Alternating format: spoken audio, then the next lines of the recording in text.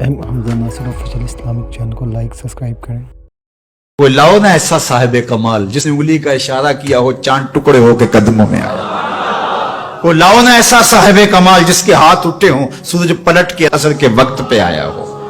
کوئی لاؤ نا ایسا صاحب کمال جس نے اشارہ کیا ہو درخت قدموں میں آ کے سجدہ ریز ہو گئے۔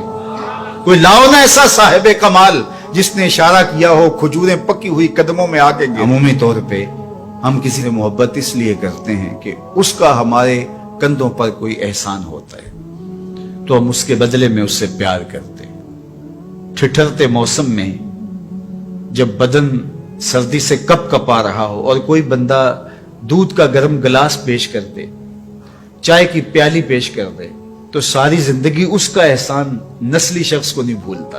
تو کسی کا احسان جو آپ کے کندھوں پر ہو، آپ اس کے احسان کے بوجھ تلے دبے رہتے ہیں۔ یار اگر کسی سے اس لیے پیار کیا جاتا ہے کہ اس کا آپ کے ذمے کوئی احسان ہے، تو مجھے بتاؤ کائنات میں اتنے احسان کسی کے ہو سکتے ہیں جتنے آمنہ کے لال کے احسانات ہیں؟ ہم حضور کے احسانات کے بوجھ تلے دبے ہوئے ہیں۔ میں یہ بات اکثر کہا کرتا ہوں کہ ہمارے بدن پہ اتنے بال نہیں ہیں جتنے رسول اللہ کے احسانات ہیں۔ ہم اپنے وجود میں بھی ان کے مرہون منت ہیں۔ اگر وہ جلوہ گر نہ ہوتے اس کائنات کو خلعت وجود ہی نہ ملتا۔ یہ دنیا بنائی ہی گئی حضور کے لیے۔ انسانیت مقروض ہے جناب رسالت مآب صلی اللہ علیہ وسلم۔ کیا آپ نہیں جانتے کہ باپ اپنی بیٹی کو زندہ درگور کر دیتا تھا؟ تو بتاؤ یہ کتنا بڑا ظلم تھا۔ اور میرے اور آپ کے آقا و مولا نے اس زمانے میں جب بیٹیوں کو زندہ درگور کر کے باپ فخر کر رہا تھا، فرمایا لوگوں سن لو میری فاطمہ میرے جگر کا ٹکڑا ہے۔ کسی سے اس لیے پیار کیا جاتا ہے کہ وہ صاحب کمال ہے۔ مشاہیر سے لوگ اسی لیے پیار کرتے ہیں، بڑے بڑے سائنسدانوں سے، بڑے بڑے ہیروز سے، قائدین سے، اہل علم سے لوگ اس لیے پیار کرتے ہیں کہ وہ صاحب کمال ہیں۔ تو کوئی لاؤ نا ایسا صاحب کمال جس نے انگلی کا اشارہ کیا ہو چاند ٹکڑے ہو کے قدموں میں آیا۔ کوئی لاؤ نا ایسا صاحب کمال جس کے ہاتھ اٹھے ہوں سورج پلٹ کے اثر کے وقت پہ آیا ہو۔ کوئی لاؤ نا ایسا صاحب کمال جس نے اشارہ کیا ہو درخت قدموں میں آ کے سجدہ ریز ہو گئے۔ کوئی لاؤ نا ایسا صاحب کمال جس نے اشارہ کیا ہو کھجوریں پکی ہوئی قدموں میں آ کے گری ہوں۔ او سڑیاں کھجوراں اگا جان دائے، او پتھراں نو کلمے پڑھا جان دائے، قطرے کو سمندر ذرے کو ستارہ کرتے ہیں، کونین کو خم آ جاتا ہے جب زلف سنوارا کر۔ کوئی لاؤ تو صحیح زمانے میں ایسا۔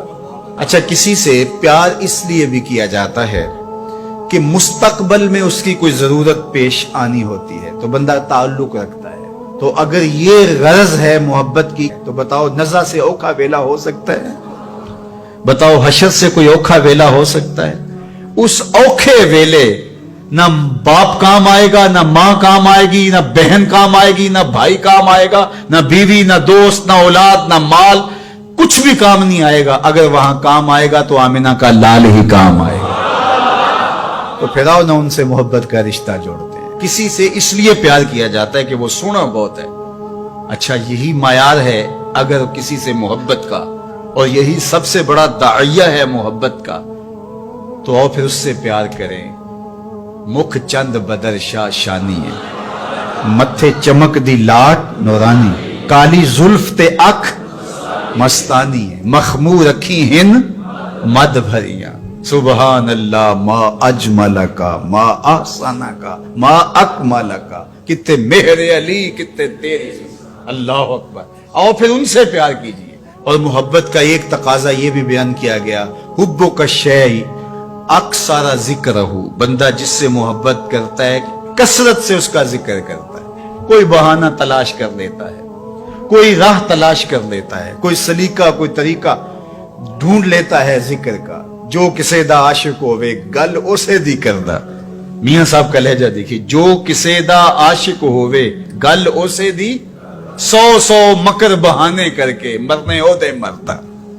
تو جس سے محبت ہوتی ہے تو بندہ پھر اسی کی بات چھیڑتا ہے, اسی کا تذکرہ چھیڑتا ہے. کثرت ذکر قرار جاں کا سبب اور ذریعہ ہے, اور تسکین کا سبب اور ذریعہ ہے. محبت کا ایک تقاضا محبوب کی اطاعت اور فرما برداری ہے.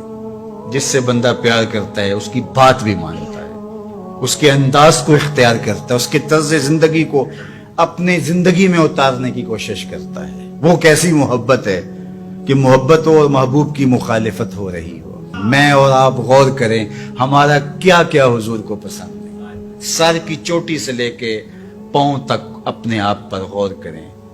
اپنی شادی بیاہ سے لے کے عقیقے ولیمے تک اپنے انداز زندگی پہ غور کریں. اپنے بچپن سے لے کے بڑھاپے تک اپنی زندگی پہ غور کریں. اپنے کاروبار سے لے کر کے طرز معاشرت پر غور کریں. حضور کے نام کے نعرے لگاؤ, حضور پہ درود پڑھو, حضور کے حسن کا ذکر کرو, حضور کی نعتیں پڑھو, محافل سجاؤ, حضور کے لیے قربانیاں پیش کرو. لیکن کیا ہم اپنے جذبات کی قربانی نہیں دے سکتے؟ اپنی زندگی کو ان کی محبت کے سانچے میں نہیں ڈال سکتے؟ اگر ہم نہیں ڈال سکتے ہیں تو پھر ہماری محبت ابھی خام ہے, ابھی کچی ہے. یہ ربیع الاول کا موسم یہ ہمیں موقع فراہم کرتا ہے. کثرت ذکر محبت کی نشت کا سبب ہے. حضور کے جمال کا تذکرہ حضور کی محبت کی نشت اور نہضت کا ذریعہ ہے. حضور کے فضائل و مناقب کی باتیں سننا حضور سے پیار کو بڑھانے کا ذریعہ ہے.